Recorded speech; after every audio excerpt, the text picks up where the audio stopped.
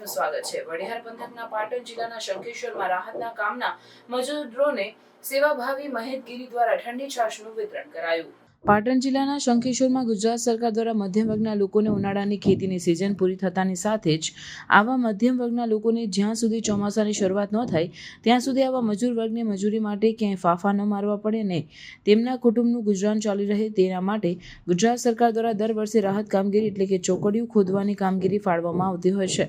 એવી જ રીતે આ વર્ષે પણ ફાળવવામાં આવી હતી અને લગભગ 200 જેટલા મધ્યમ વર્ગના લોકોને આ ચોકડીઓ ખોદવાનો મોકો મળ્યો હતો। ત્યારે ગામના સેવાભાવી મહેશગીરી દ્વારા આ મજૂરોને ઠંડી છાશનું વિતરણ કરી ધન્યતા અનુભવી હતી। કારકુન તરીકે ફરજ બજાવતા હર હંમેશ લોકોને વાચા આપનાર બળદેવ પ્રજાપતિએ જણાવ્યું હતું કે આ ગુજરાતી સરકારનો હું આભાર વ્યક્ત કરું છું। આ સમયને ઉપસ્થિત શંખેશ્વર તાલુકા પંચાયતના મનરેગાના અધિકારીઓ રણછોડભાઈ પટેલ, સુનિલભાઈ પરમાર, ગોવિંદભાઈ પરમાર અને ગામના સેવાભાવી અગ્રણી દિનેશભાઈ ગઢવી, અંકિતભાઈ મહેદીગીરી, બળદેવ પ્રજાપતિ ઉપસ્થિત રહ્યા હતા। Crime news Shankheshwar, Gugaji Thakor.